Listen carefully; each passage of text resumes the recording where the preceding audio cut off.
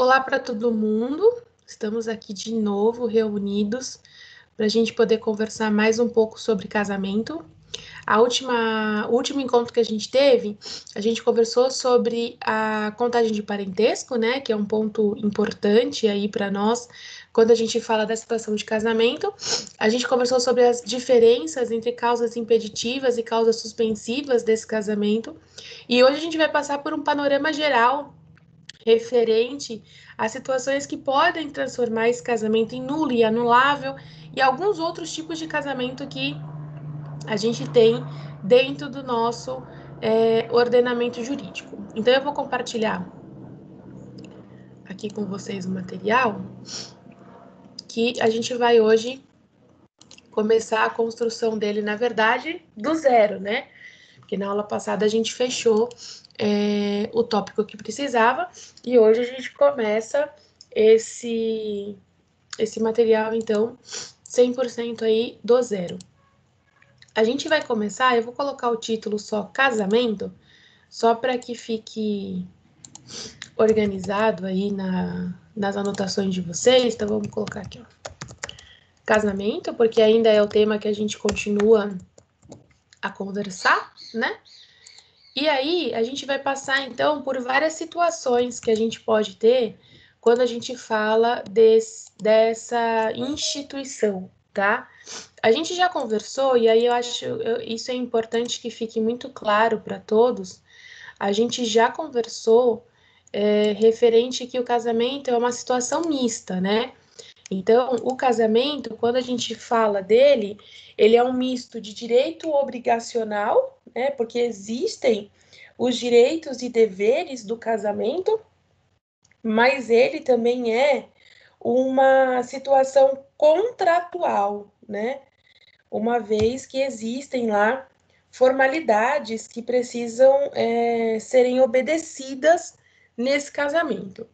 Pois bem, a gente vai começar aqui a nossa trajetória falando do casamento inexistente, tá? Então a gente começa a nossa trajetória falando do casamento inexistente. Uma coisa que é muito importante para nós, e aí acho que não é uma novidade para ninguém que faz direito, que já está em direito de família, é que atos inexistentes para nós do direito é como se eles não existiram, eles nunca foram feitos.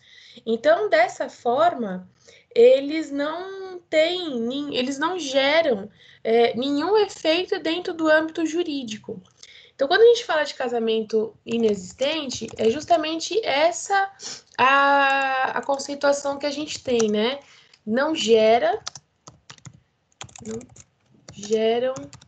efeitos no âmbito jurídico, ou seja, não apresenta pressupostos mínimos, de existência. Então, quando a gente fala desse casamento inexistente, né, a gente está verificando que nem dentro dessa relação do casamento não foram apresentados requisitos mínimos, né, para a existência desse casamento. Então, se não foram apresentados requisitos mínimos, não tem como a gente falar da existência desse casamento, né? Não tem como a gente falar da realização desse casamento. E aí tem alguns pontos que a gente precisa conversar nesse sentido. Alguns pontos geram aí sempre um pouco mais de polêmica, vamos dizer assim, né?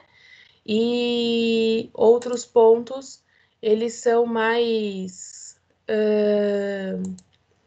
outros pontos, eles são um pouco mais palatáveis, vamos dizer assim, né? Quando a gente fala desse casamento inexistente, tem algumas discussões que sempre surgem, né? Que aí a gente tem a primeira discussão que a gente tem desse casamento inexistente é o casamento pessoas do mesmo sexo, né? Então, se discute muito se esse casamento entre pessoas do mesmo sexo, ele é considerado casamento, ele não é considerado casamento, a gente não tem casamento, o que a gente tem é a situação de uma união estável, né? Mas nesse ponto, é importante a gente dizer o seguinte, né? O ordenamento jurídico reconhece, né? Então, o casamento realizado entre pessoas do mesmo sexo, ele já foi reconhecido. Então, é uma situação que não se tem mais aí grandes discussões a serem feitas. As discussões que a gente tinha no passado, quando se começou a conversar sobre isso, né, eram discussões referentes a uma inexistência de registro, a uma situação onde nós teríamos uma confusão a título de serem do mesmo sexo. A própria Constituição Federal não fazia ainda uma previsão legal dessa situação. O próprio Código Civil ainda fala que o casamento é realizado entre homem e mulher, né? Então a gente tinha essas confusões que é normal quando a gente tem uma evolução social e a gente não tem uma evolução de legislação ao mesmo tempo, né? Então não era uma coisa que chamasse assim muita atenção e com o tempo ela acabou sendo aí devidamente regularizada, né? E essa regularização tranquilizou aí o que precisava ser feito para a realização desse casamento. Agora, uma coisa que a gente não pode confundir é o casamento entre pessoas do mesmo sexo, né? Então, o casamento o homoafetivo, que a gente chama, né? Ou entre homossexuais, então entre homem e homem, mulher e mulher. O que a gente não pode confundir é esse casamento, que é o casamento homoafetivo, com o casamento transexual. São coisas diferentes, né? Apesar de dos leigos acharem que é a mesma coisa, não é a mesma coisa, tá? São situações diferentes e que elas precisam ser observadas com as suas devidas diferenças dentro do ordenamento jurídico. Então, quando a gente fala do casamento transexual, primeira coisa que a gente já precisa pontuar é a seguinte situação: não pode ser confundido com o homossexual. O homossexual são pessoas do mesmo sexo que resolvem se casar. O transexual, às vezes, não são pessoas do mesmo sexo, né? A pessoa que ela é transexual, existem vários tipos, na verdade, né? Porque o transexualismo, ele é conhecido, ele é visto como uma patologia. Então, assim, existem vários tipos de transexuais. Nós temos os transexuais que são mulheres, nós temos os transexuais que são homens.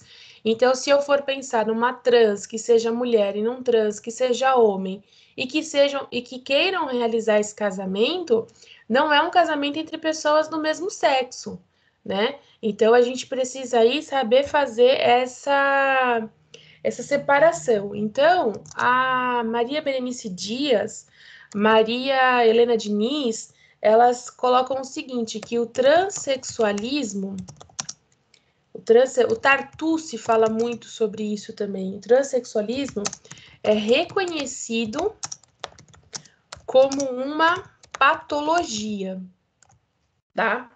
Então, e a tendência é não ser a patologia a transexualidade, mas o transexualismo, a pessoa ser trans, ela é reconhecida assim como uma patologia. Normalmente as pessoas que são transexuais, fisiologicamente, elas têm os dois órgãos genitais em alguns casos. né? Então, a gente não pode fazer a confusão delas com, com o casamento homossexual. No entanto, que no casamento transexual, a gente já tem uma posição referente à jurisprudência. Então, a jurisprudência, nesse sentido, a jurisprudência autoriza a cirurgia mais mudança do nome. Então, essa pessoa que ela tem essa patologia do transexualismo, ela pode sim realizar a cirurgia para que aí ela se sinta mais confortável com o seu corpo, né? Para que ela se sinta mais confortável com com as suas questões genéticas, vamos dizer assim. E aí o Código Civil, nesse sentido, ele fala o seguinte: o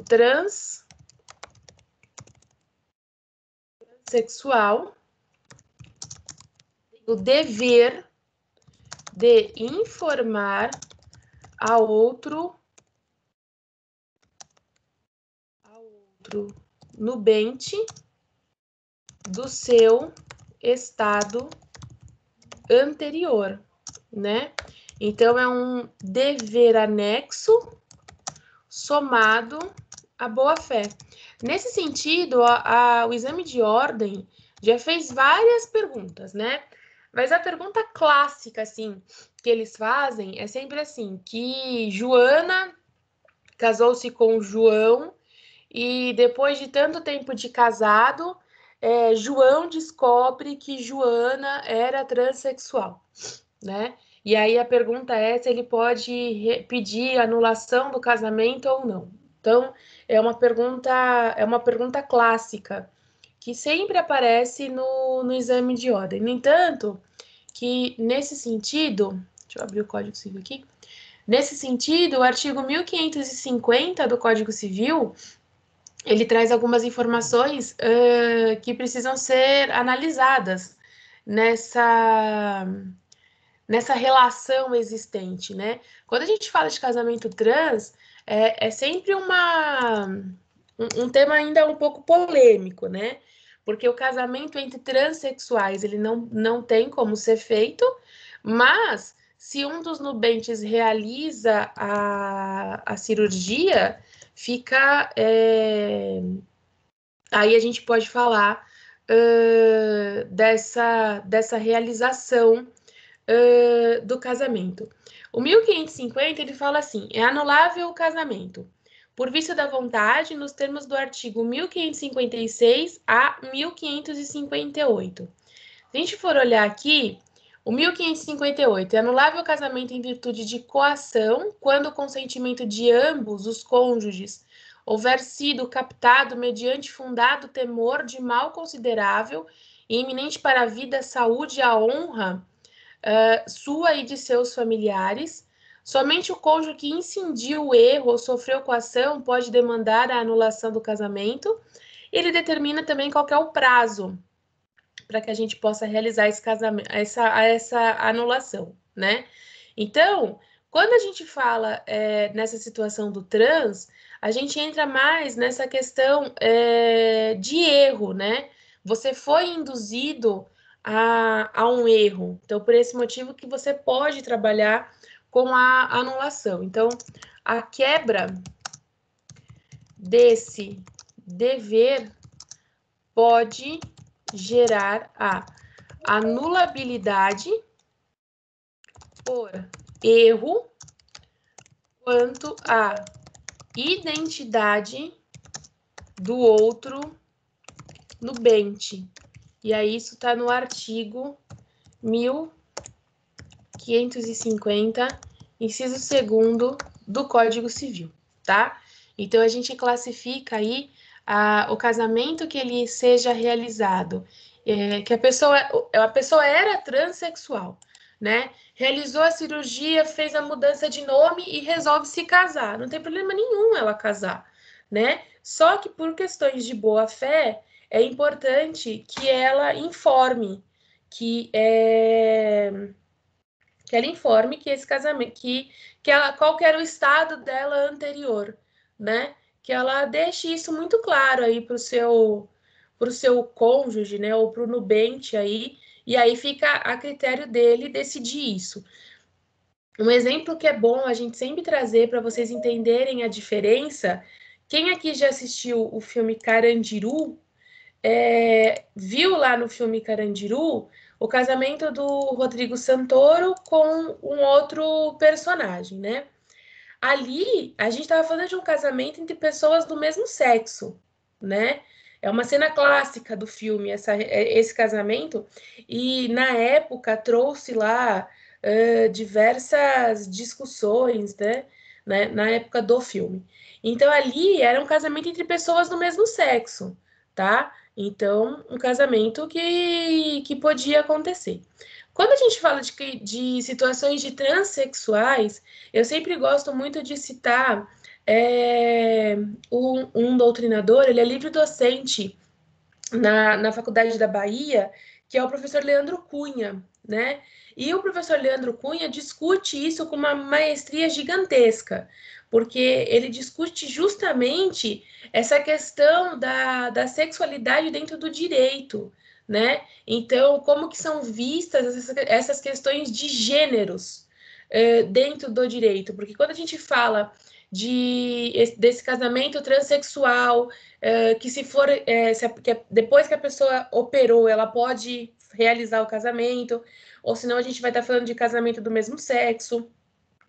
Essa questão da homoafetividade. Então, o professor Leandro Cunha, ele fala dessas diferenças de gêneros com uma maestria muito grande, e aí aconselho quem tiver curiosidade de seguir o trabalho do professor Leandro Cunha, que realmente é um trabalho magnífico. Eu tenho lá nas redes sociais uma live que foi realizada com ele, e ele discutindo justamente o direito de personalidade com relação ao gênero, né? Ao tipo de gêneros. Então, é uma pessoa que vale a pena aí fazer as devidas pesquisas no material dele, tá? Tudo bem com relação ao transexual?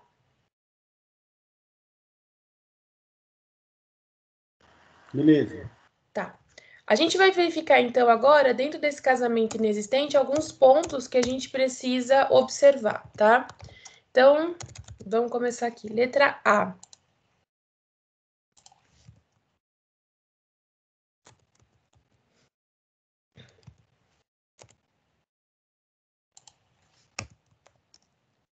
Primeira coisa que a gente vai observar para falar de nulidade, né, é uma ausência de vontade, tá? Quando a gente fala de ausência de vontade, como a gente enxerga o casamento como um misto de obrigação e relação contratual, dentro da relação contratual, a gente sempre tem lá a manifestação de vontade. Manifestação de vontade essa que tem de ser lá totalmente pura. Não pode ter nenhum tipo de coação. Porque se existir algum tipo de coação, essa manifestação de vontade não é livre. Ela não sendo livre, automaticamente o contrato não pode ser realizado. Aqui é a mesma coisa, tá? É aquele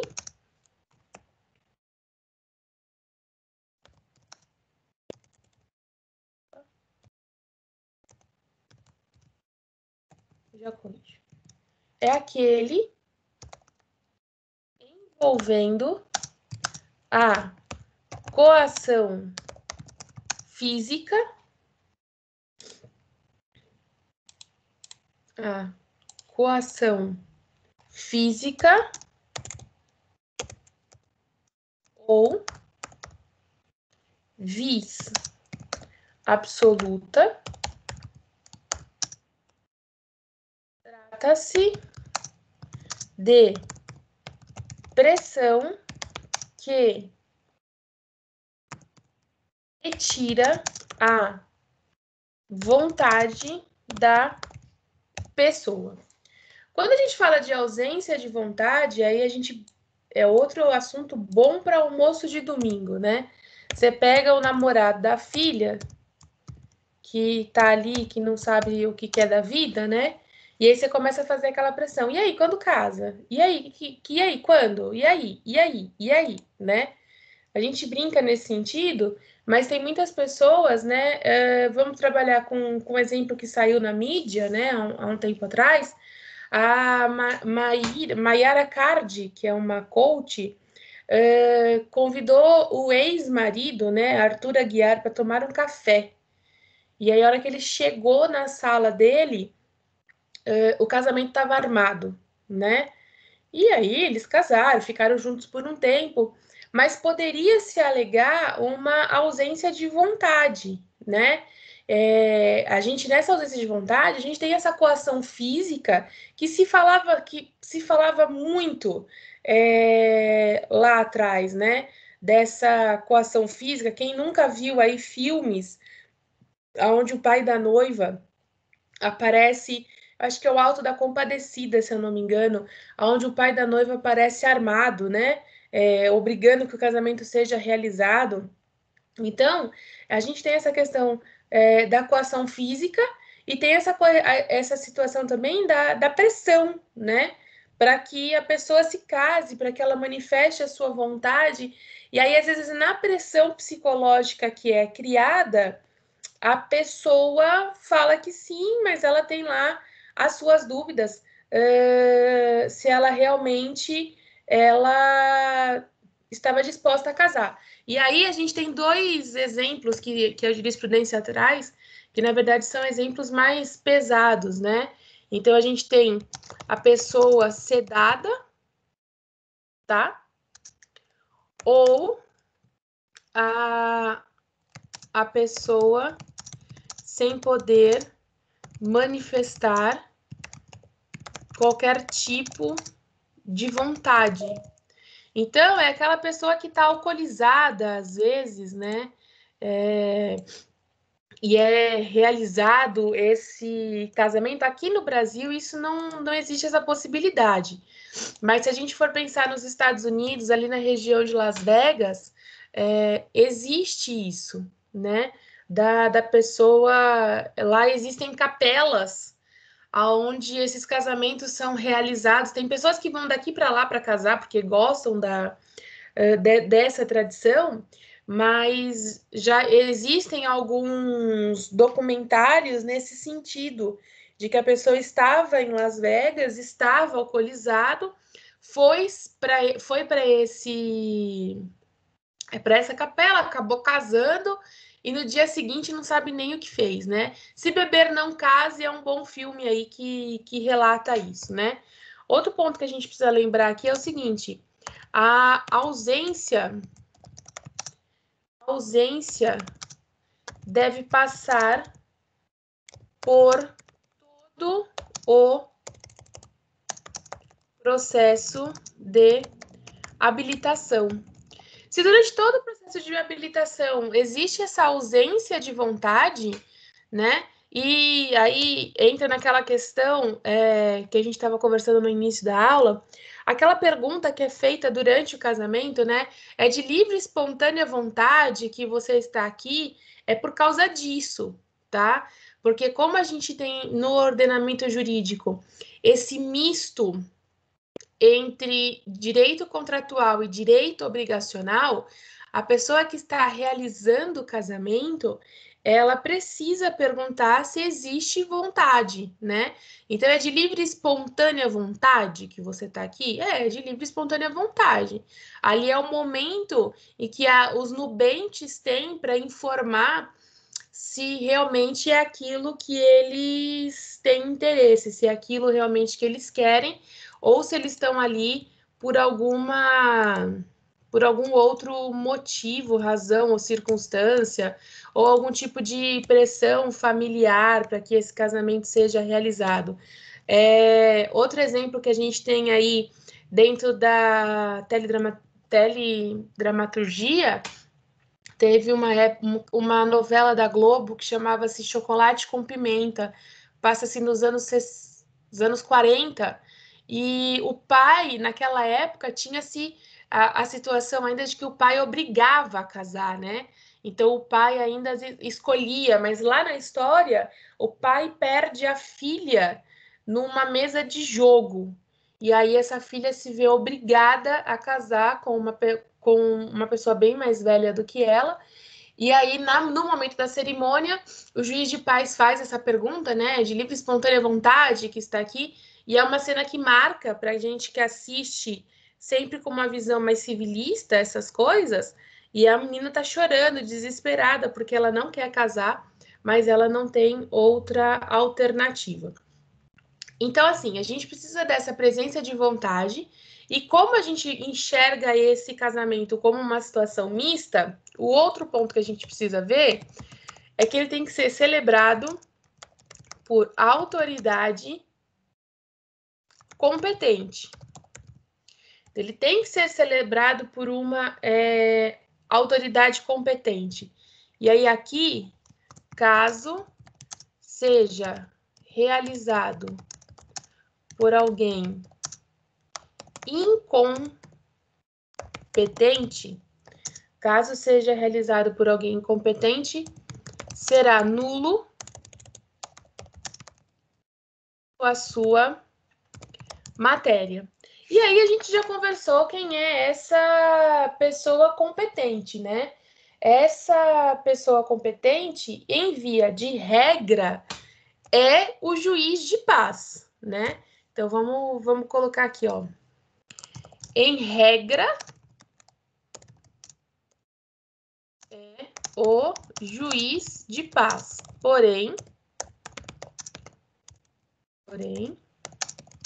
na sua ausência, poderá ser celebrado pelo juiz de direito, Ministério Público ou delegado,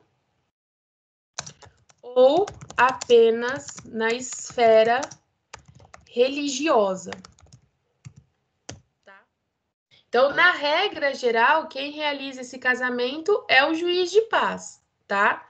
Porém, na ausência dele, outras pessoas podem realizar. Existe o casamento religioso com efeitos civis, tá? Em linhas gerais, esse casamento ele é realizado perante uma autoridade religiosa, padre, pastor, cada igreja aí com a sua autoridade religiosa, né? É que o padre e o pastor são os mais comuns. Só que com efeitos civis, né? Por quê? Porque o cartório que celebra o casamento, ele pode ir até a igreja, né? Então, o que que acontece? No momento da cerimônia, os noivos assinam, então, o livro do cartório, né? E aí, dessa forma, o casamento ele é religioso, mas com efeitos civis, tá?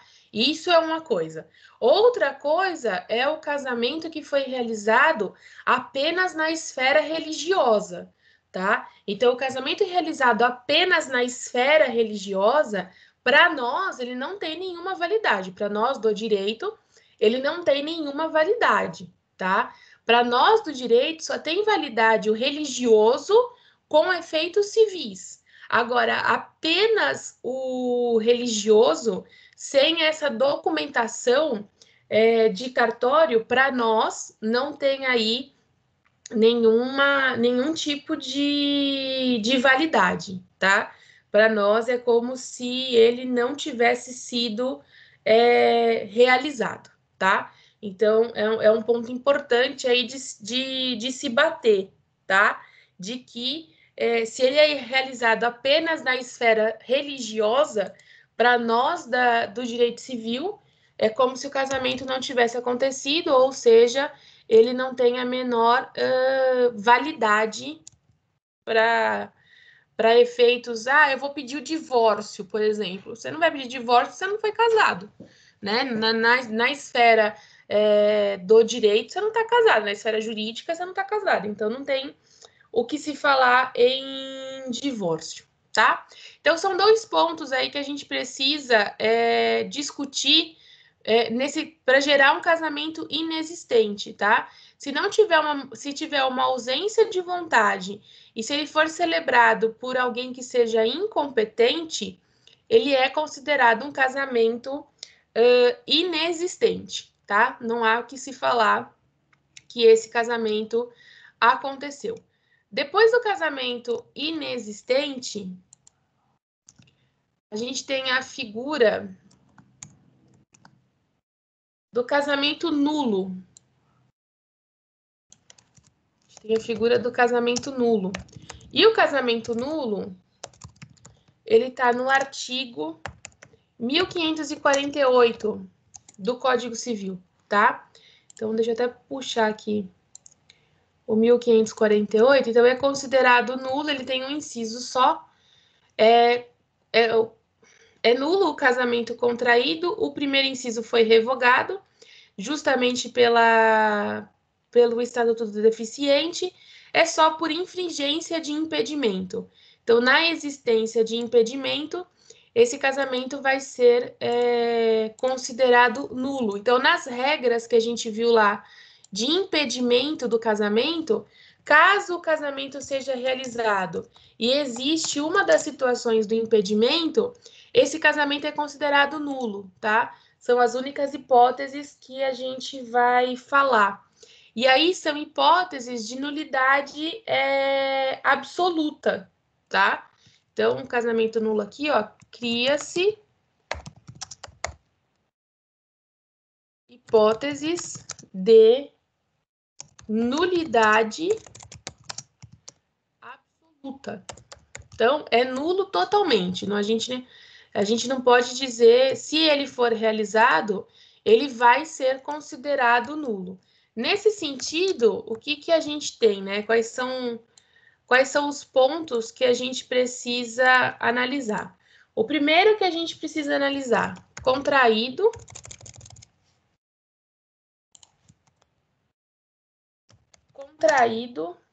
por infringência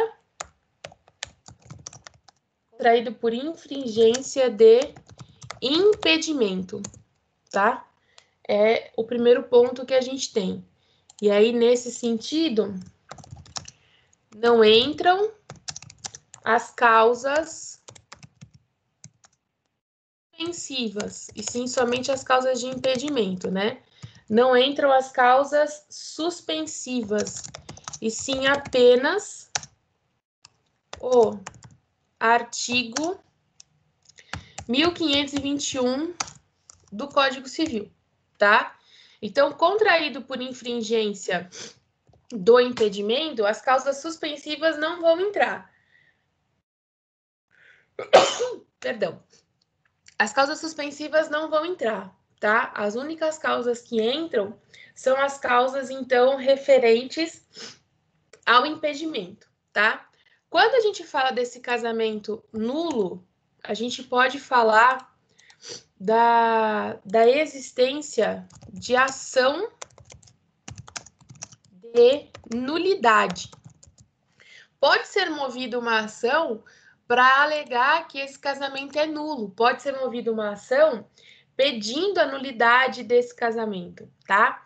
Para isso, o que a gente precisa observar? Os legitimados.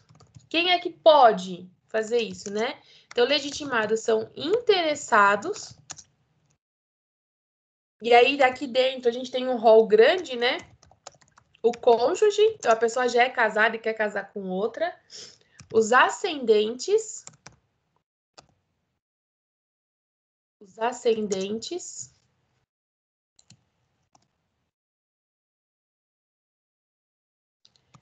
Descendentes, irmãos,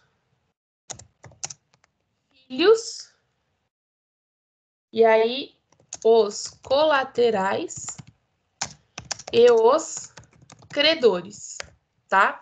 Então, esses são os legitimados para alegar a nulidade do casamento. E o MP e o Ministério Público, tá?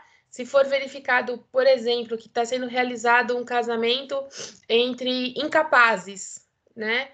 Então, o Ministério Público ele também pode se envolver no pedido de nulidade desse casamento. Além disso, a gente precisa observar qual que é a natureza dessa ação, né? Então, é uma ação de natureza declaratória. Por que de natureza declaratória? A sentença reconhece uma situação já ocorrida. Então, quando a gente fala uma sentença de natureza declaratória, por quê? Porque já existe a nulidade, basta apenas que ela seja reconhecida, né? Basta apenas que ela seja declarada em sentença. E aí, uma coisa que a gente não pode esquecer também, que essa sentença, ela tem efeito ex tunc, tá? Então, ela vai retroagir a data da celebração desse casamento. Então, ela tem efeito ex tunc. A sentença, ela reconhece a nulidade que já existe, tá? E aí ela declara a nulidade até o momento da celebração desse casamento. Outra situação que a gente precisa verificar é com relação aos efeitos que isso gera, né? Então, os efeitos que estão no artigo 1561 do Código Civil, tá? Produz todos os seus efeitos até a data da sentença em relação aos filhos, né? Uma coisa que é importante a gente entender é o seguinte: o fato do casamento ter sido desfeito porque ele foi considerado nulo, ou pelo fato desse casamento ter sido desfeito porque ocorreu uma separação ou um divórcio, tá? Os efeitos com relação à prole existente, isso não vai gerar nenhum efeito com relação a eles, né? Então vamos pensar o seguinte: ocorreu-se um casamento, foi-se verificada a situação de nulidade, foi feita a nulidade desse casamento, só que esse casal já tinha filhos, né? Eles vão continuar sendo pai e mãe. Isso não vai mudar, né? O que acontece é que agora eles não são mais casados, né? O casamento foi considerado nulo, ou ocorreu o divórcio, ou ocorreu a separação. Isso não tira deles as responsabilidades referentes a pai e mãe, na situação de que a própria Constituição traz dos deveres, né, da família com relação a essa criança.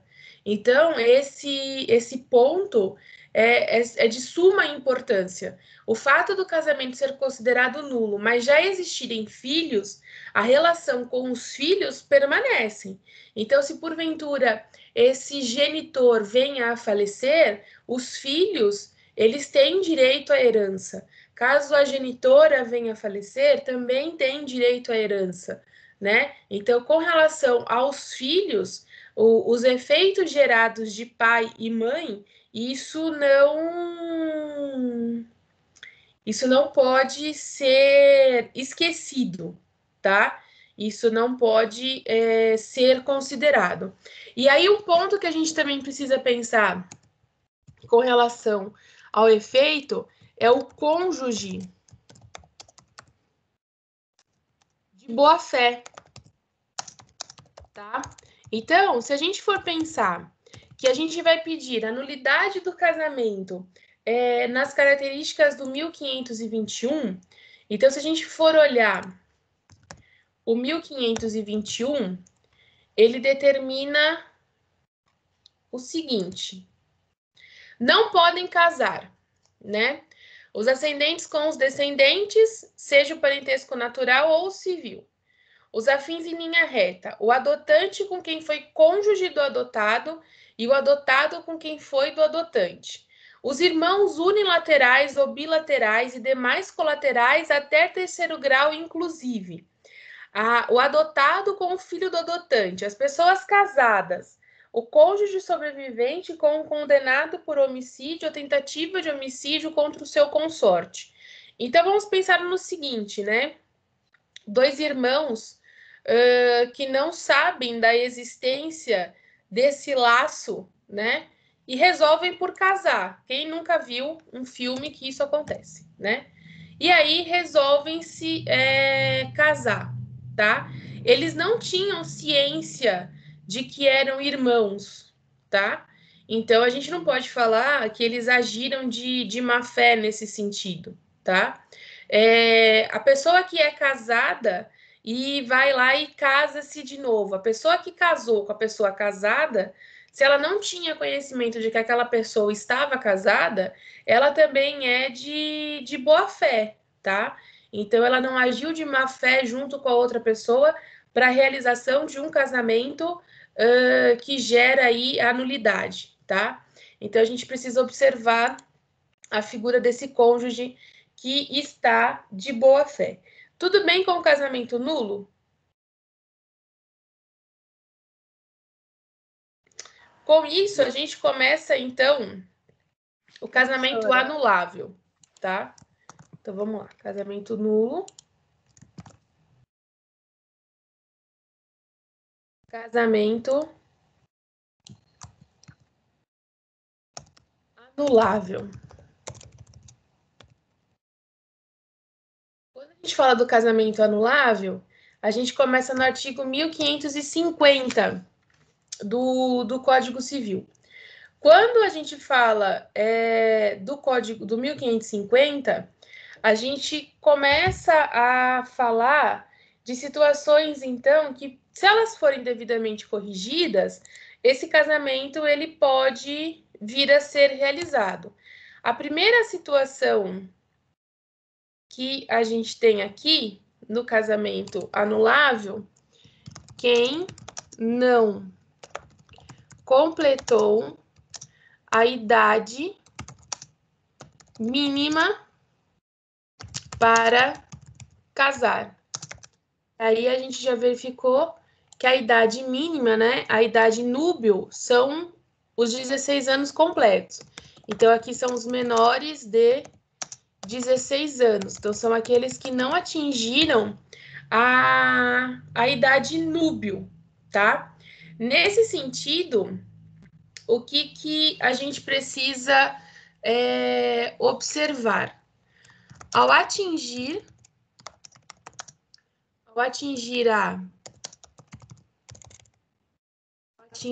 a idade núbil, ou seja, 16 anos completos, pode confirmar o casamento com autorização dos pais, porque a gente já sabe que a realização desse casamento automaticamente vai gerar aí a situação de emancipação, né? Nesse sentido. Aqui no casamento anulável, a gente tem a ação de anulação. Então, aqui a gente tinha a ação de nulidade, aqui a gente passa a ter a ação de anulação. E aí, quando a gente fala de ação de anulação, o que a gente precisa observar? Quem são os legitimados para essa ação?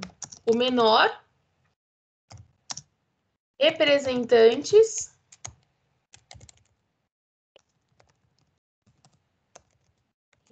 e os ascendentes, tá? São as pessoas legitimadas para alegar que esse casamento ele não pode ser realizado, tendo em vista a questão da idade.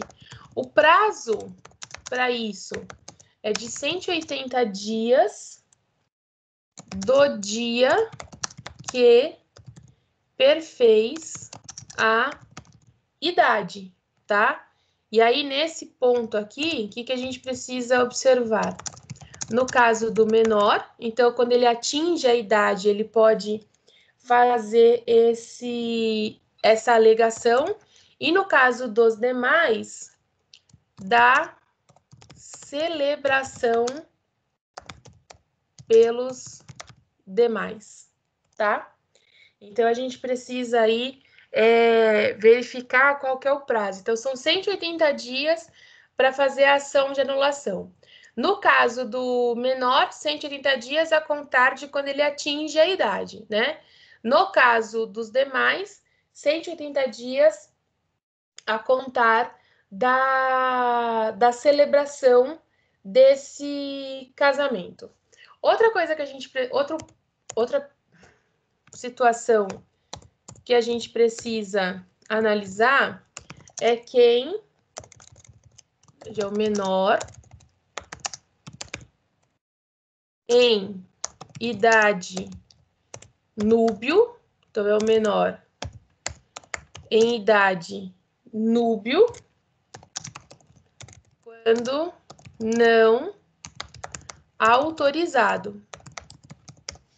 Ou seja, ele tem a idade núbio para casar, ele tem os 16 anos completos, mas ele não tem a autorização dos pais para poder realizar esse casamento. Então, quem são essas pessoas, né? As pessoas entre 16 e 18 anos não completos. Então, ele ainda não tem a idade núbio para casar, ele não tem a idade núbio, a gente tem um ponto, ou ele atinge a idade núbio, que são os 16 anos, porém ele não tem a autorização dos pais para que esse casamento possa ser realizado, tá? Então, ele bate a idade núbio, mas ele não bate o ponto de autorização dos pais para realizar esse casamento. Nesse caso, eles precisam de autorização, tá? Que deve ser transcrito, na escritura antinupcial. Então, eu preciso deixar lá escrito nessa escritura que o casamento está sendo realizado e que existe a autorização para a realização desse casamento, ocorrendo a discordância entre menor e responsável, pode ter suprimento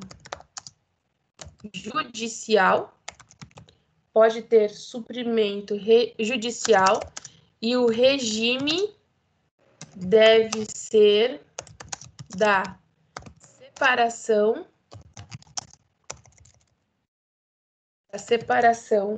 de bens, tá?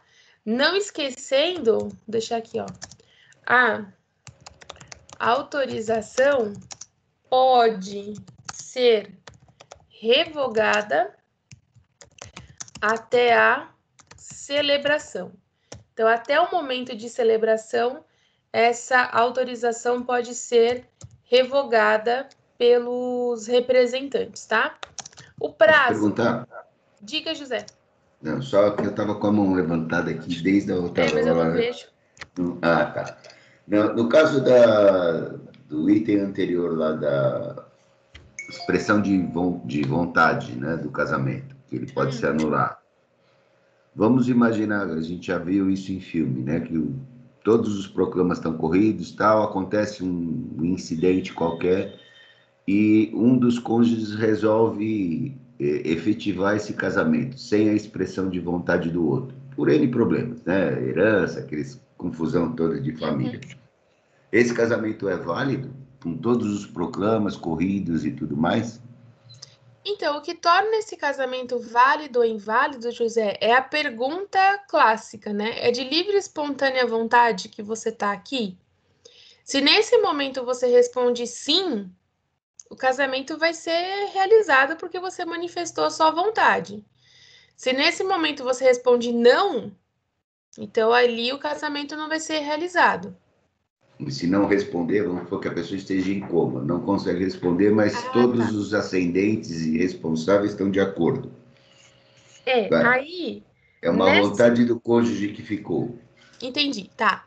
Nessa situação, não na situação do coma, porque na situação do coma, a gente teria que falar de um casamento por representação, mas isso não é bem enxergado aí, porque na verdade, na situação do coma, a gente pensa que essa pessoa, então, ela está interditada, né?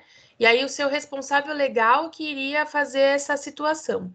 Para isso, ele tem que ter uma procuração específica dizendo que ele pode celebrar o casamento, tá? Então a gente tem essa situação. Agora, a gente tem os casamentos que são realizados com aquelas pessoas que já estão em estado terminal, né?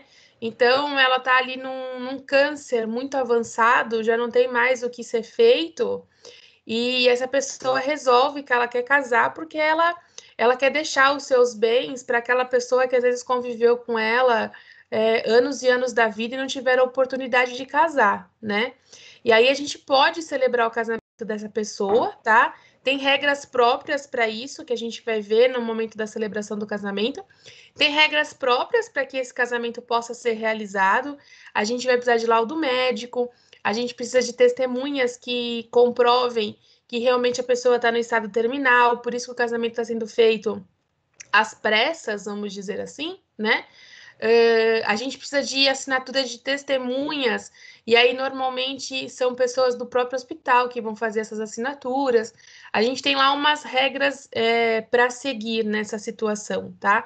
O ponto principal é o laudo médico diagnosticando o estado de saúde terminal dessa pessoa. Então a gente pode ter situações nesse sentido, tá? Mas a pessoa que ela esteja inconsciente, mas não tem uma forma de se realizar isso, Entendi. tá bom? Ok. Quanto à anulação, ele pode ser feito pelo menor, representantes ou ascendentes. Vamos Isso, imaginar pais separados. ok. Assume o padrasto, né? A responsabilidade pelo menos. O padrasto pode ser considerado ascendente ou a madrasta? Tá, vamos lá. Não, tá? Padrasto e madrasta, eles vão ser considerados por afetividade, tá? Então, assim, a gente tem casos realmente aonde o pai se casa novamente, tá? E aí esse vínculo existente com essa madrasta, ele é tão grande, mas tão grande, que acaba se essa criança até tendo duas mães, né? Feito o registro aí de duas mães, e a gente já entra no aspecto da afetividade. Se isso acontecer, se for levado a registro na certidão de nascimento da criança, a madrasta, a mãe e uma mãe por afetividade, que aí a gente pode até trabalhar nesse sentido, tá? Mas fora isso, padrasto e madrasta não são parentes, tá? Eles não têm nenhum poder de decisão sobre a vida desse. Me fugiu o nome agora. Sobre a vida desse enteado, tá? As decisões precisam ser tomadas pelos pais. Agora, se esse pai, se esse padrasto, se essa madrasta, eles são considerados por afetividade, né? A gente pode levar em consideração a opinião deles. Isso é muito complicado de falar, José, pelo seguinte, né? Às vezes a madrasta ou o padrasto, eles são mais presentes do que o pai ou a mãe, né? A gente tem essa situação. Mas aí é mais uma situação moral, tá? De ter a opinião do padrasto ou da madrasta, é mais uma situação moral do que uma situação legal. Agora, a madrasta, por exemplo, autorizar esse casamento completada a idade núbio, não dá para fazer. Quem tem que autorizar são os pais. E aí, se porventura esses pais não chegam num consenso, a gente pode ter um suprimento judicial para isso. Mas a madrasta autorizar, não. Entendi. Obrigado. Tá bom? Nada. Bem, voltando aqui, o prazo, então, para que a gente possa falar dessa ação de anulação é de 180 dias também, tá? Para a gente poder falar da realização dessa anulação. Outro ponto que a gente precisa verificar são os legitimados. Os legitimados para isso, o incapaz, quando terminar a incapacidade, então o incapaz, quando terminar a incapacidade, representantes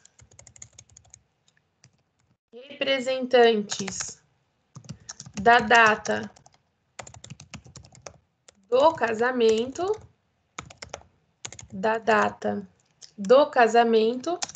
e os herdeiros necessários da morte do incapaz, tá? Então, são as pessoas aí legitimadas para poder pedir a anulação. Um ponto que a gente não pode esquecer: não se anulará o casamento, quando a sua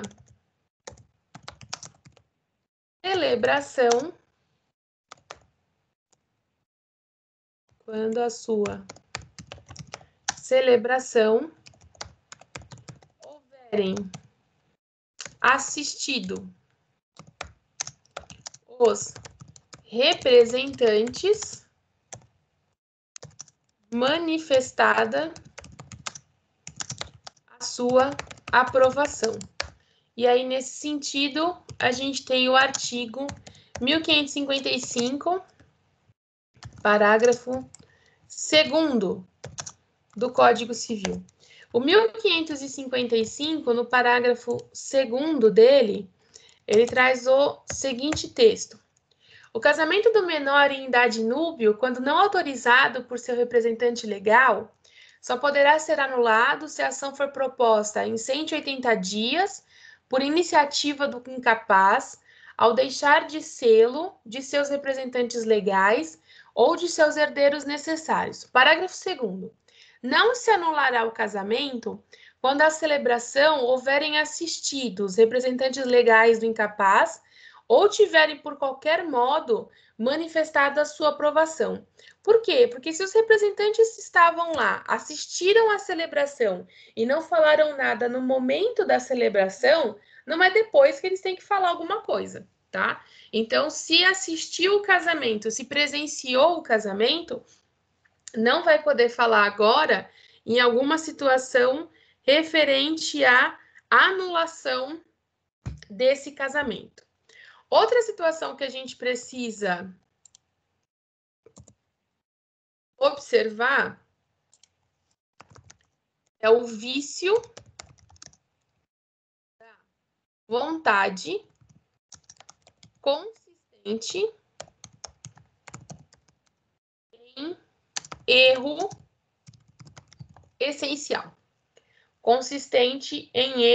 essencial. E aqui a gente tem alguns pontos mais específicos, né? Que podem gerar essa situação. O primeiro ponto que a gente pode ter é quando envolve a honra e a boa fama, que torne insuportável a vida em comum, vírgula, exemplo, garoto de programa. A honra e a boa-fé, quando a gente fala aqui, é a situação de que a pessoa se casa, né? Às vezes ela não fala o que ela era, tá? Ou ela fala, mas isso ainda fere aí as situações de honra e boa-fé. Quem nunca viu também nenhum tipo de filme em que se discute a situação do casamento da garota de programa, né? De que a pessoa quer tirar ela daquela vida, e aí o filme gira em torno de que como que você vai se casar com uma garota de programa, tá? Então, se os cônjuges estão cientes disso e querem isso, não tem o que se alegar, tá? Agora, numa eventual ignorância, né? Não informar que a vida anterior era assim, e isso começar a gerar uma situação insuportável dentro desse relacionamento, a gente pode falar então da anulação. Eu quero que vocês entendam essas diferenças, né? Uma coisa é a pessoa que se casa com um garoto de programa e tinha ciência de que ele era garoto de programa. Então, não há o que se falar de que se torna insuportável a vida comum, porque você tinha ciência disso, tá? Agora, outra coisa é você não ter a ciência disso e realizar o casamento, né? E aí, no meio do caminho, você descobre essa situação. Pode ser que se você descubra e fique tudo bem, como pode ser que você descubra e isso torne insuportável a vida em comum, e por esse motivo a gente vai falar de uma ação de anulação desse casamento. Outra situação que a gente pode ter é a ignorância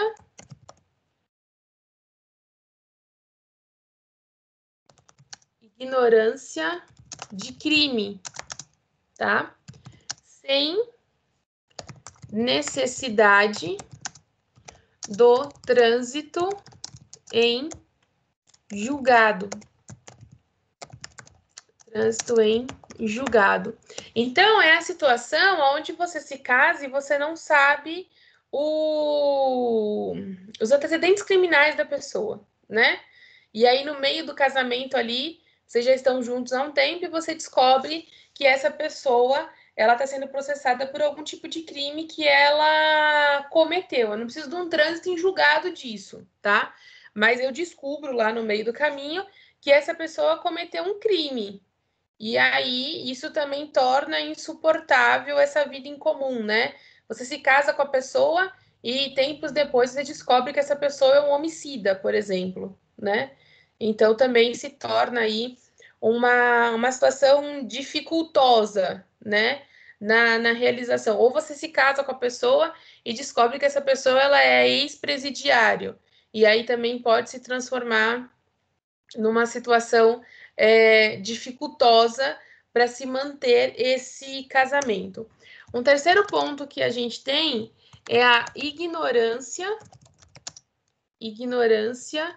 de defeito físico, ignorância de defeito físico irremediável que não caracterize doença. Que não caracterize doença. O erro deve ser determinante. Ou seja, se você tivesse conhecimento desse defeito físico irremediável, você não realizaria o casamento, tá? Então, por exemplo, você se casa com uma pessoa e essa pessoa ela tem uma perna amputada, tá? E ela faz utilização de prótese, só que você nunca tinha visto a pessoa de bermuda, tá? Você sempre viu a pessoa de calça, nunca imaginou uma situação dessa, tá? E você realiza o casamento e depois você descobre essa situação, tudo bem? O erro tem que ser determinante. Puxa, se eu soubesse que essa pessoa tinha essa situação, eu não teria me casado, tá? Então, esse erro ele tem que ser determinante para não realização do casamento, tá? E aí aqui, deixa eu deixar algumas observações, tá? Deve ser antes do casamento, então essa descoberta, tá? Tem de ser desconhecido do cônjuge, então você não sabia disso, tá? E aí aqui a gente discute, o Tartucci discute a situação da virgindade, né? A virgindade parece uma coisa tão absurda de se discutir, né? Não é causa de pedido de anulação. Para nós, parece uma coisa absurda discutir isso, né? De que a virgindade não pode gerar um pedido de anulação de casamento. Mas é absurdo para nós, mas existem sim situações onde se pede para anular o casamento porque a menina não é mais virgem, tá? E aí se discute, se algumas religiões se discutem isso, em algumas regiões se discute isso, em alguns costumes ainda se discute isso. É uma coisa bem complicada, né? Mas ainda existe essas situações. Direito de família é complicado, né? Porque a gente envolve afeto, a gente envolve sentimentos, e aí esses pontos aqui, eles são mais difíceis, e às vezes eu acho que eles são um pouco mais longe, né? A gente não consegue enxergar, mas essas situações, elas existem sim, tá? Tudo bem até aqui? Beleza. Beleza. Agora, a gente precisa Sim, professor. observar as características da ação, né? Então, nesses 3 pontos que a gente tem aqui, no vício da vontade, que consiste em erro essencial, para isso, a gente vai mover uma ação, para poder, então, pedir aí para que esse casamento seja considerado inexistente. Dentro dessa ação, o que a gente vai precisar observar? Prazo de 3 anos para se fazer isso, tá? Legitimados. Nós vamos ter o cônjuge. Legitimados. Cônjuge que cometeu o erro. Então, se eu me caso com uma pessoa lá e eu identifico essa situação de erro, eu posso alegar isso, tá? Outro ponto, se manter a coabitação, após a descoberta, convalida o casamento. Mesmo que você descubra, tá? Um daqueles 3 pontos, algo que venha a ferir a sua honra, a ignorância de um crime, a ignorância de um defeito físico, e você continuar coabitando a mesma casa, vai convalidar o casamento, presume-se que você concordou com aquilo, tá? E não tem por que se falar aí de uma eventual anulação dessa realização do casamento, tá? Então, ou seja, se você descobre, você precisa sair da casa, demonstrar que aquilo ali realmente gerou para você um incômodo muito grande e por esse motivo não vai mais existir esse casamento. E aí a gente tem o vício da vontade em coação. Vício da vontade em coação. Nesse sentido, o que a gente tem? O consentimento de um ou de ambos os cônjuges, de um ou de ambos os cônjuges, houver sido captado mediante fundado temor, tá? Então, esse cônjuge, ele foi coagido a realizar esse casamento. E ele foi coagido por quê? Por um falso temor, por uma situação onde ele não queria, de forma nenhuma, que esse casamento fosse realizado. O que a gente pode considerar como fundado em temor, tá? A gente pode considerar um mal considerável,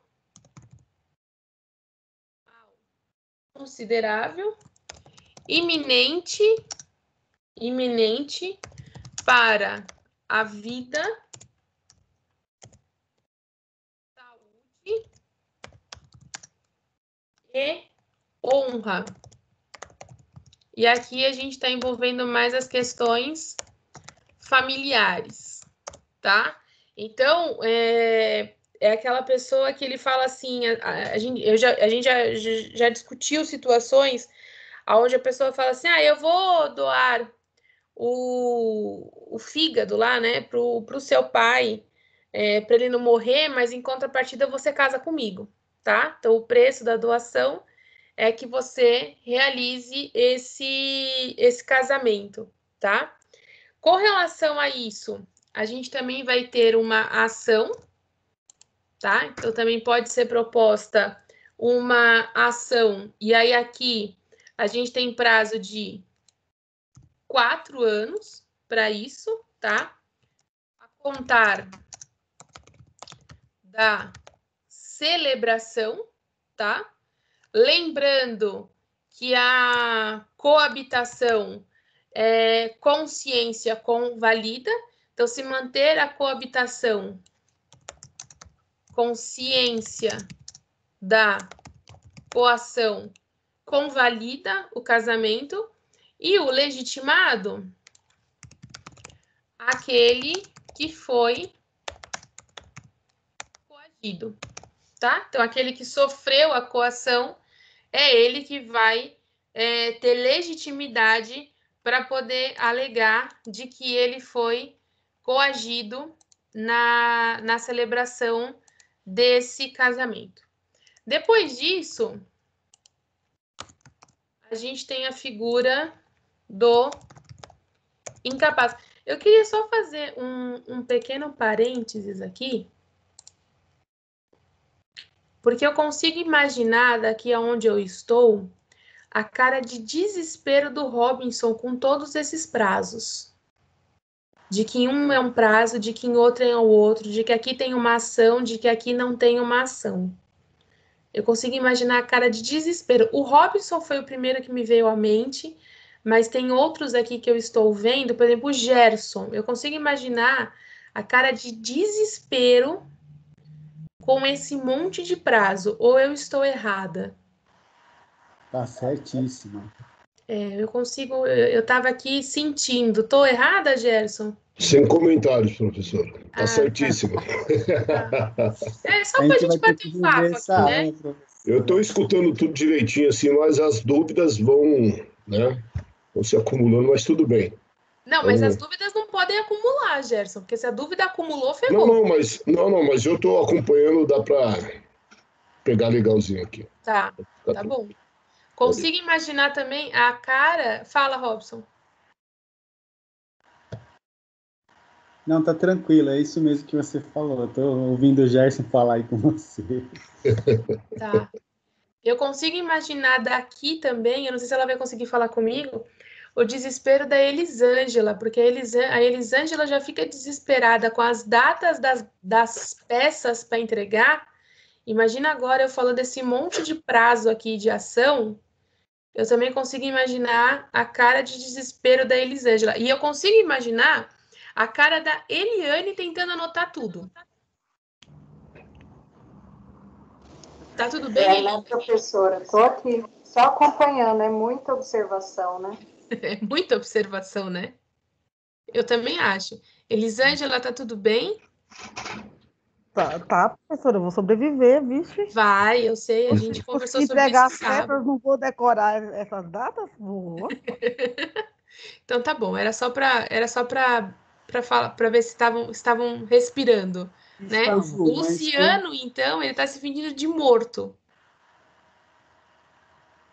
Ele tá se fingindo de morto aqui. Não, eu tô por aqui, tá tudo bem, professor. Não, que você tá por aqui eu sei, mas você tá se fingindo de morto. Eu, tipo, é melhor não falar Faz nada. faz parte do meu show. É, né? Eu sei. Bem te conheço. Bem, vamos voltar aqui. Já que ninguém precisa de balão de oxigênio, né? Vai que alguém precisa, né? Vamos voltar ali que ainda tem algumas datas para a gente olhar. Bem, então a gente tem o incapaz de consentir ou manifestar o consentimento. A outra pessoa que eu consigo, outra pessoa que eu consigo imaginar aqui também é que ela não tá aqui, mas aí a Elisângela pode me ajudar. Elisângela, imagina a Juliana na troca da caneta. Professora, sabe por que a Juliana não está conseguindo entrar nas suas aulas? Porque o prédio dela está em reforma, ela não Ela consegue nem falou ouvir. para mim, ela me mandou um áudio que eu não consegui ouvir ela. Então, Aí não, mas você imagina quando ela for assistir a troca da caneta.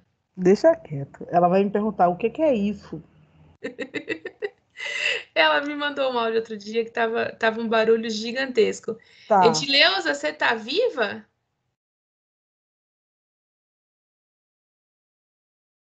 Sim, Ah, tá. Glória a Jesus, tá viva. eu até tenho algumas dúvidas, mas eu vou perguntar depois, que já até passou o momento. Tá bom. Aí daqui a pouco eu volto e você pergunta, tá? Vamos lá, então.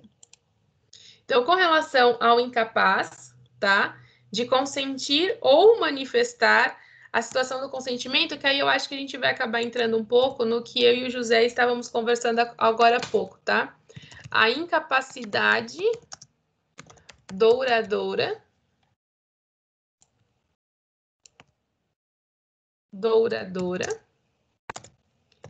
mero discernimento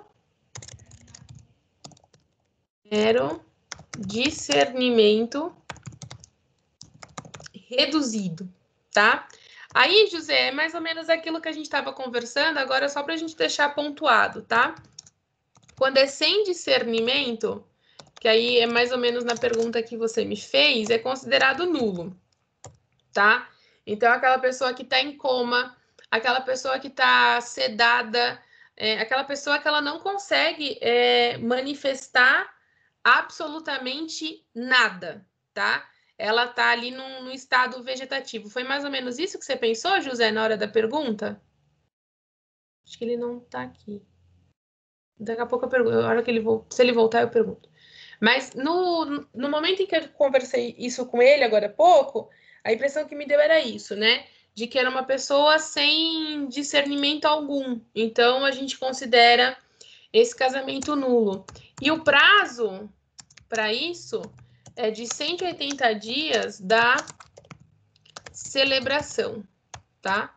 Então, nessa situação, vamos considerar a nulidade desse casamento.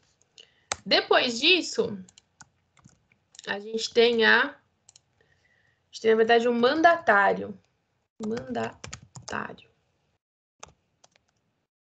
E aí, na figura do mandatário, 180 dias.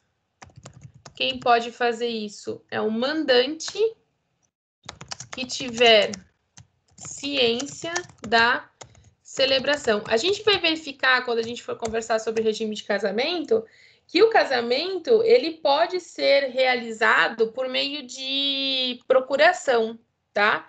Então, às vezes a pessoa está morando no exterior e a pessoa que está morando no Brasil precisa casar para ir para o exterior. A pessoa do exterior pode mandar uma procuração com fins específicos para isso, tá?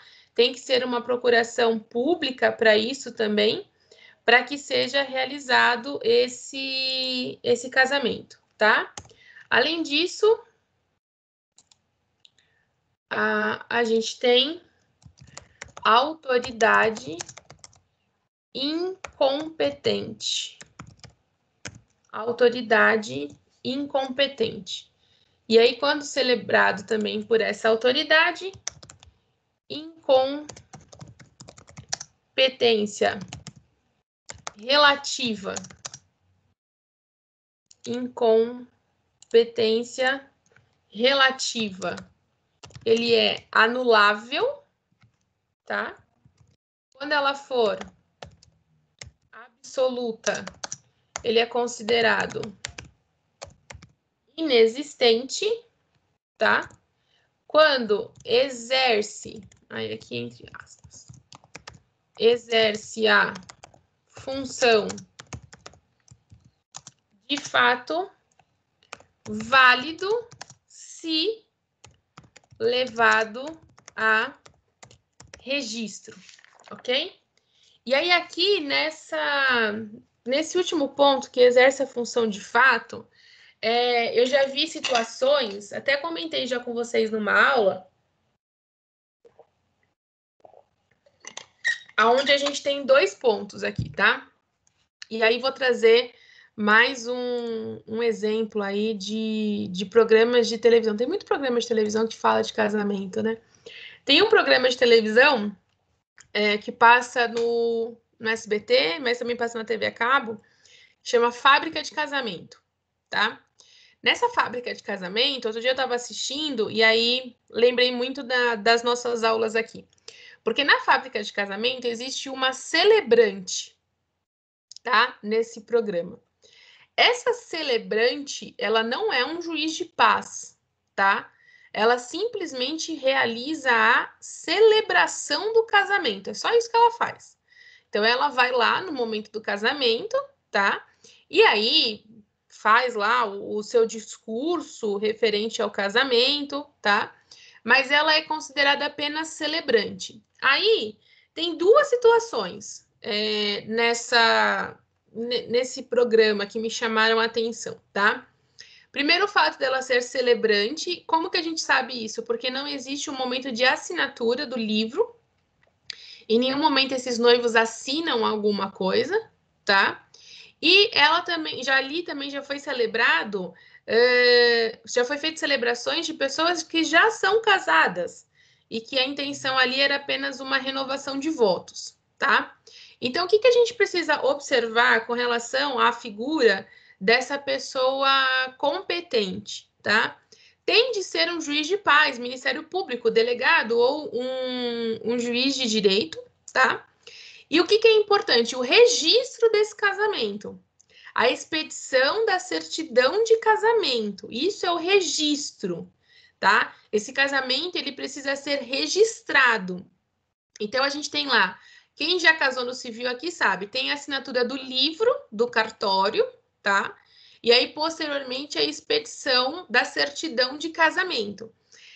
Eu já compareci a casamentos onde simplesmente tinha o celebrante, só, tá? Por quê? Porque essas pessoas tinham casado no civil no período da manhã e à noite fizeram uma celebração de um fundo um pouco mais religioso para reunir ali os amigos, tá? E tem pessoas que aproveitam essa celebração para também fazer o casamento no civil junto, tá? Porque existe essa possibilidade. Então, a mera presença de celebrante, tá? Que não seja juiz de paz, ou seja juiz de paz, mas está ali apenas na figura do celebrante, e isso não é levado a registro, esse casamento ele não tem validade, tá? A gente precisa do registro do casamento. E aonde que a gente tem esse registro? Através da certidão de casamento, tá? Então, toma cuidado aí para a gente não confundir isso. Bem, com isso, a gente encerra as características de casamento inexistente e encerra também as possibilidades de casamento nulo ou anulável e quando que a gente fala de um, quando que a gente fala de outro e quais são os prazos para isso. E aqui a gente começa agora as espécies de casamento, que existem vários tipos de casamento, né? Desde o casamento mais comum até o casamento da pessoa que está lá em estado terminal ou até da pessoa que não está no país, né? Então, vamos colocar aqui espécies de casamento. Dileuza, você quer tirar suas dúvidas? Porque a gente vai mudar de tópico? Sim. Vamos lá, então. Quando você falou sobre a questão lá do casamento em Vegas, né? Então, por exemplo, se eu me casar lá, nessa situação, isso pode ser aceito aqui no Brasil? Não. Não? Não, mas tem que casar aqui. Ah, tá. E na parte que também você mencionou sobre os cônjuges não saberem da nulidade, como ocorreu a boa-fé, eles podem continuar casados? Se eles quiserem, a gente só tem que esperar passar. Quando você diz de nulidade, qual vem na sua cabeça? Por exemplo, 2 irmãos. Ok. E aí esses 2 irmãos se casam. Então, nessa situação, a gente não consegue que eles se mantenham casados, porque são irmãos, e irmãos não podem casar. Você está falando das situações de nulidade, tá? Então, nas situações de nulidade, é que você falou nulidade e eu pensei em anulabilidade. Nas situações de nulidade, não dá. O casamento vai ser considerado nulo, não tem como as pessoas quererem manter, tá?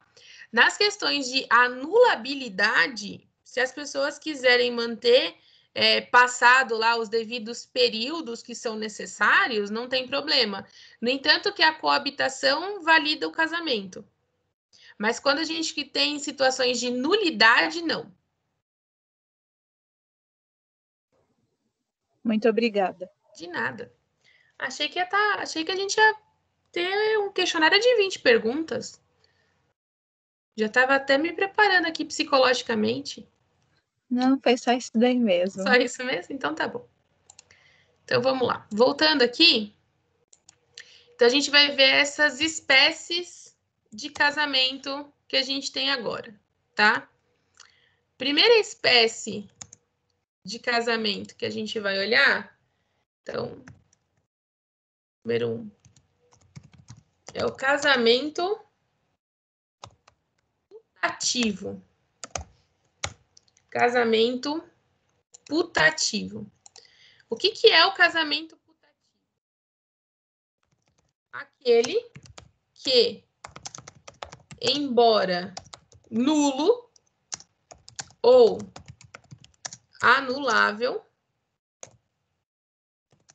foi contraído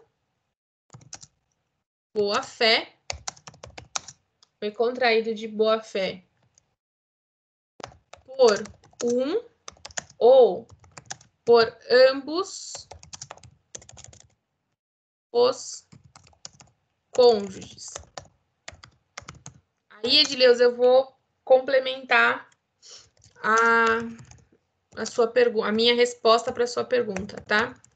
Artigo 1561 do Código Civil. 1561 do Código Civil, vamos lá.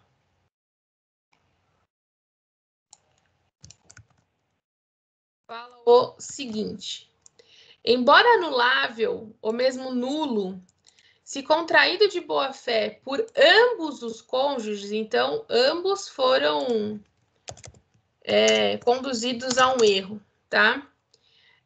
O casamento em relação a estes, como os filhos, produz todos os efeitos até o dia da sentença anulatória. Então, Edileuza que me perguntou com relação aos irmãos que se casam, tá? Que aí é quando a gente fala de nulidade, a gente vai fazer a nulidade desse casamento, porque os irmãos não podem se casar, tá? Mas até o momento da sentença, os efeitos do casamento vão continuar. Então, se até o momento da sentença, por exemplo, eles adquirirem um patrimônio, tá? Esse patrimônio vai ter que ser dividido por 2, tendo em vista o regime de casamento. Estou pensando na regra do regime, tá? Esse patrimônio vai ser dividido por 2. Se gerou um filho, tá? Então, também com relação aos filhos, permanece essa obrigação, tá? Aqui, vamos observar os seguintes pontos, né? A gente tem aqui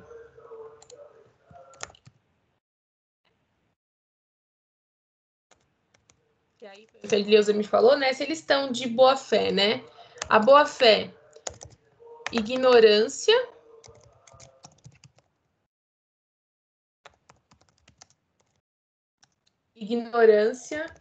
no tempo da celebração. Então, no momento da celebração, você não sabia, tá?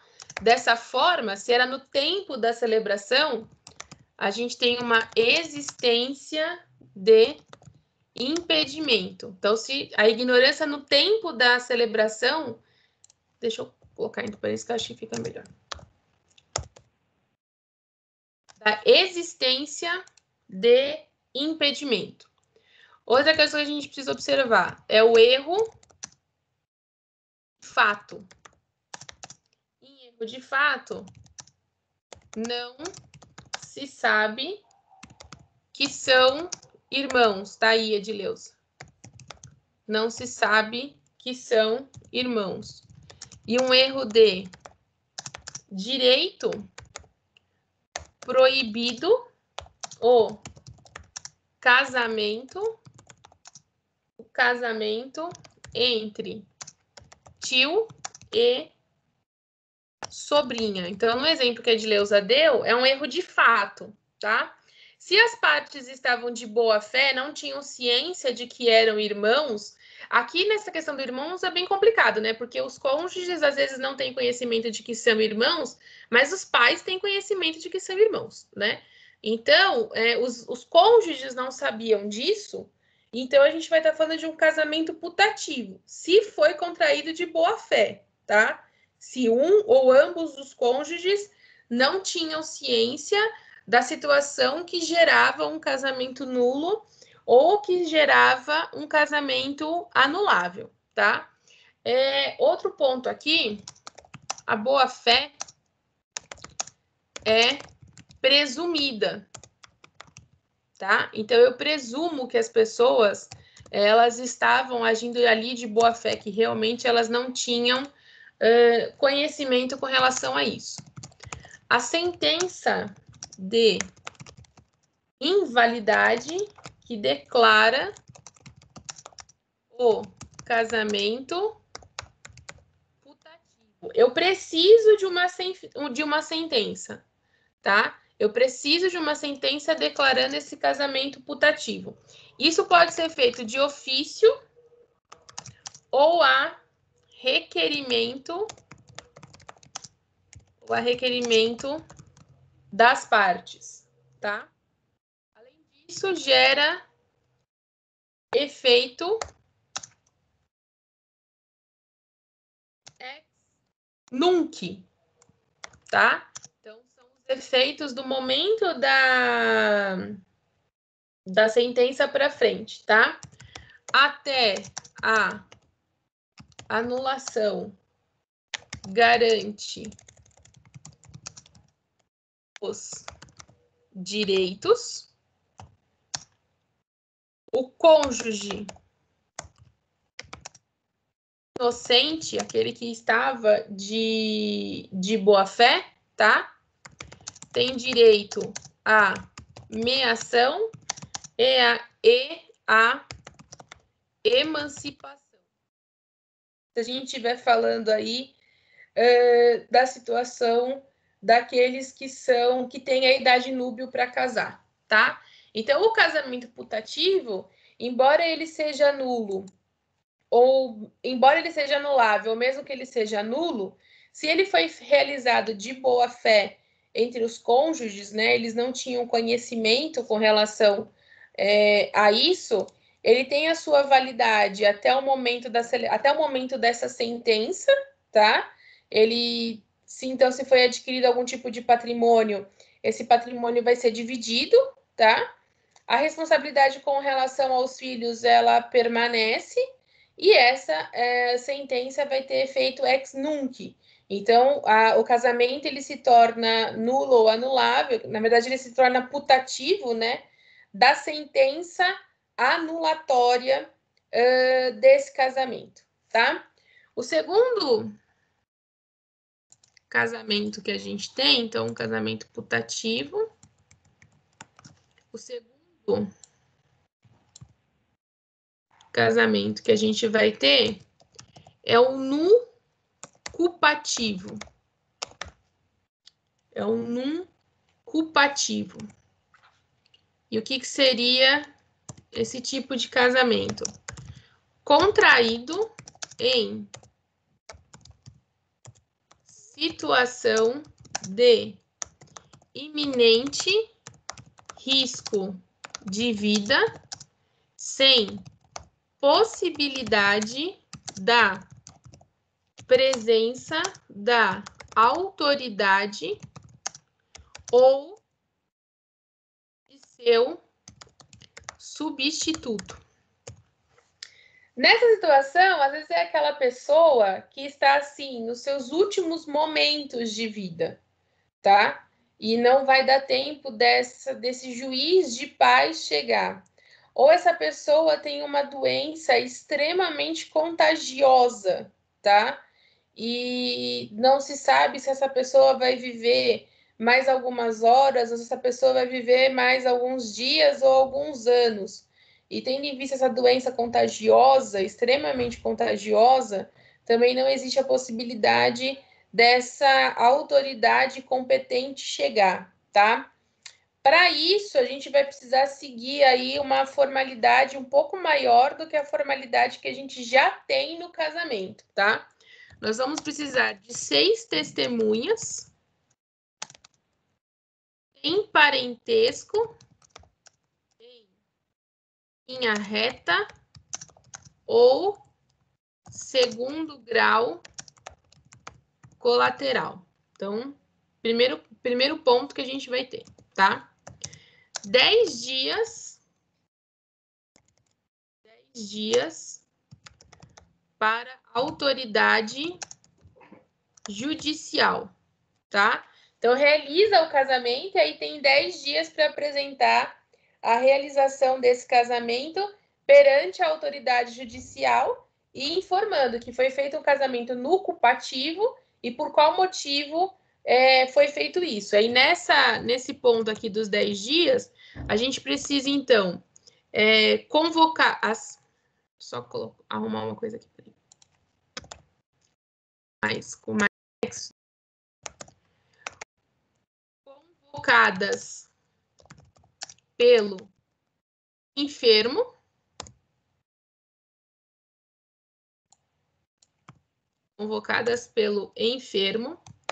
o enfermo tinha risco de vida, mas em seu juízo perfeito, tá? Em sua presença, os contraentes declararam-se livres para receber-se por marido e esposa, tá? O que eu quero que vocês entendam até este momento aqui, tá? Vamos até aqui só por enquanto. Então, essa pessoa que está em iminente risco de vida, esses quadros normalmente acontecem em hospitais, tá? Então, a pessoa está lá em iminente risco de vida, sem a possibilidade referente à presença de uma autoridade, do juiz de paz ou de qualquer outra pessoa que possa realizar esse casamento, tá? Então, o enfermo convoca lá 6 testemunhas. Normalmente, essas testemunhas são as enfermeiras, tá? O enfermo comprova a existência de um risco de vida, mas ele tem plena consciência dos seus atos, então ele não é considerado incapaz, tá? E aí, na presença dessas 6 testemunhas, ou na presença das 6 testemunhas e um médico, por exemplo, tá? eles declaram que são livres para se receber em matrimônio, tá? E aí, depois disso, a gente tem um prazo de 10 dias para comunicar à autoridade judicial de que esse casamento foi realizado nessas condições e justificando, tá? Que tinham 6 testemunhas, a situação do risco de vida, que os contraentes eles eram livres, então eles podiam celebrar esse casamento, tá? Com relação à autoridade, então vamos colocar aqui, né? A autoridade. Então, médico, sei lá, alguém que vai fazer o papel aí do juiz de paz, tá? Verificar caso de impedimento ou suspeição, tá? Idoneidade e a necessidade do registro, tá? Então, essa pessoa realiza o casamento, essa pessoa não pode ter impedimento ou suspeição, tem de ser uma pessoa idônea, e depois isso tem que ser levado a registro, tá? Para que possa ser, então, convalidado esse casamento. E outro ponto importante aqui refere-se ao seguinte, peraí. Outro ponto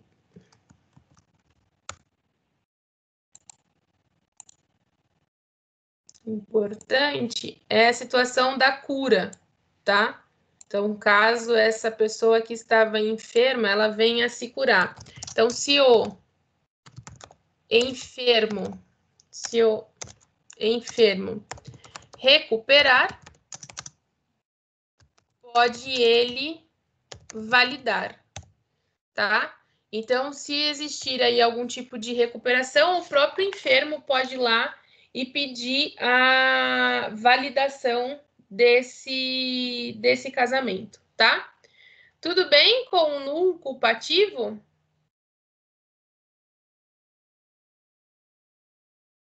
O terceiro tipo que a gente vai ter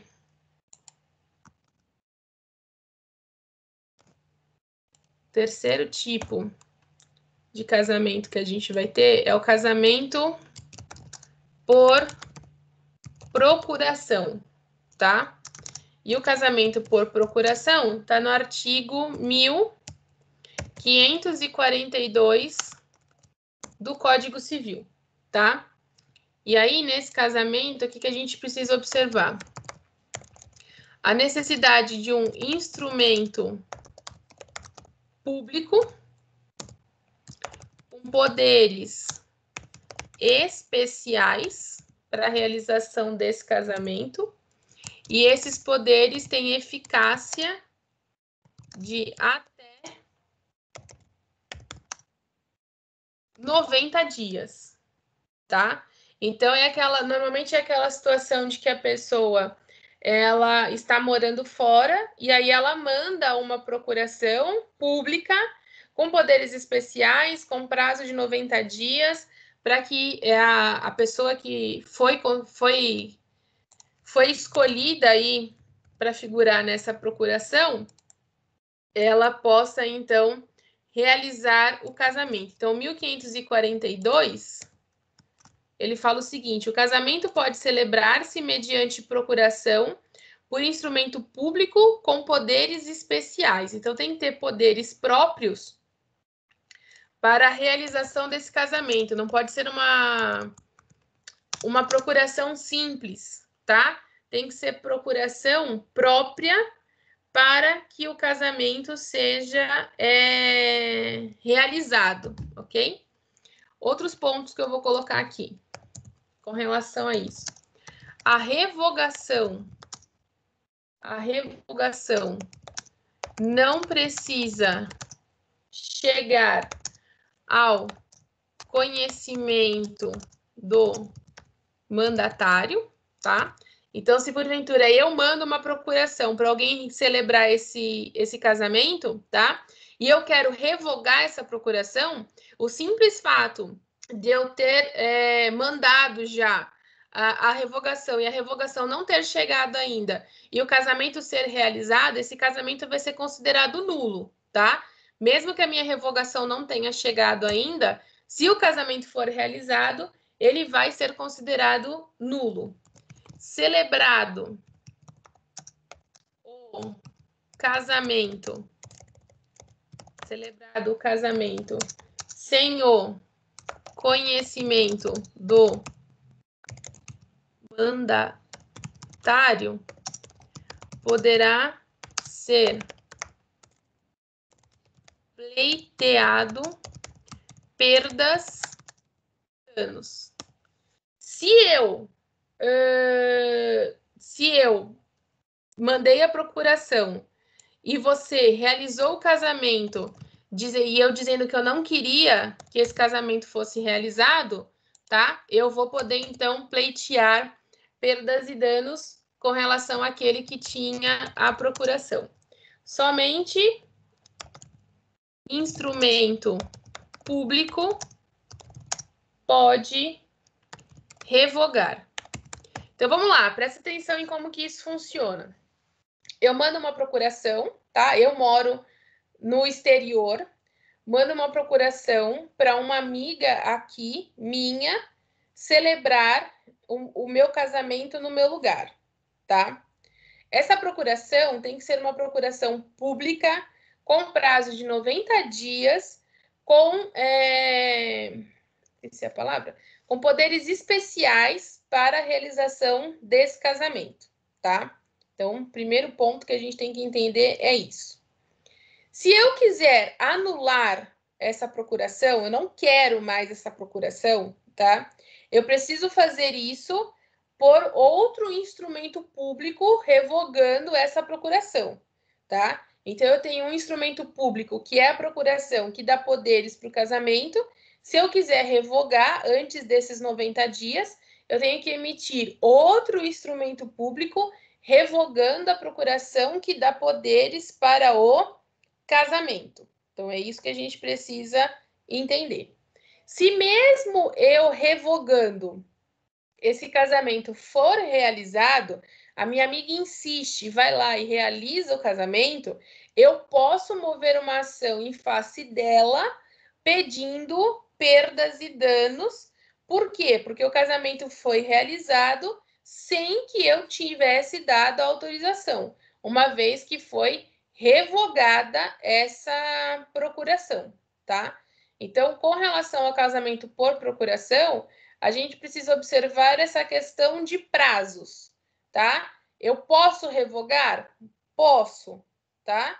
Eu revogo antes desses 90 dias, porque depois dos 90 dias, a procuração não tem mais nenhum tipo de validade, ok? E, além disso, se o casamento for realizado mesmo com a revogação, automaticamente esse casamento eu posso mover aí a situação de perdas e danos nesse sentido, tá? Então, esse é o casamento por procuração. Depois, a gente vai ter o casamento por moléstia grave. Então, vamos colocar aqui. Número 4. Casamento, moléstia grave. Nesse casamento nesse estado de moléstia grave, né? O que a gente tem? Estando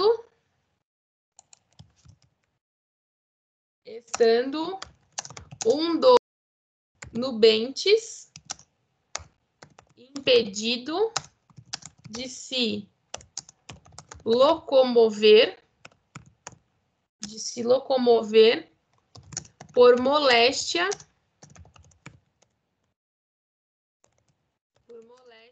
grave. Então, é aquela pessoa que ela está acamada, tá? E ela não tem condições de ir até o cartório para que esse casamento possa ser realizado. Dessa forma, 2 pontos principais. A necessidade de 2 testemunhas. A necessidade de 2 testemunhas, tá? O juiz do casamento vai até a pessoa, tá? E a falta da autoridade requer o registro. Por quê? Porque se o juiz vai até a pessoa, automaticamente esse casamento já vai ser registrado, tá? Se o juiz de paz vai até essa pessoa. Agora, se o juiz de paz não vai até essa pessoa, aí depois a gente vai precisar, então, requerer o registro de casamento. Então, tem que levar lá o documento, né? É como se fosse um contrato, e esse contrato, então, assinado por 2 testemunhas, a comprovação da situação de moléstia grave que impede a locomoção, a gente leva isso até o cartório, informa essa situação e pede aí, então, que seja feito o registro do casamento, tá? E aí, outro tipo de casamento que a gente vai ter, número 5, é o casamento autoridade diplomática. De autoridade diplomática. Nessa situação, ele é constituído entre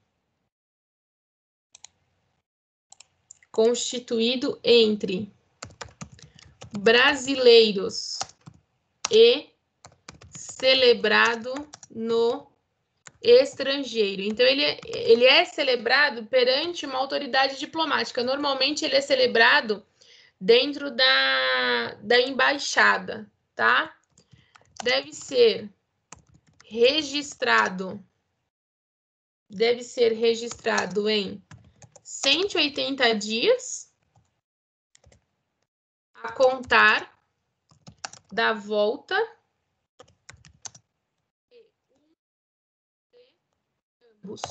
tá? Então, de quando você volta para o Brasil, prazo de 180 dias da volta de um cônjuge ou de ambos os cônjuges para o Brasil, 180 dias para que esse casamento seja registrado, tá? Alguma dúvida aqui?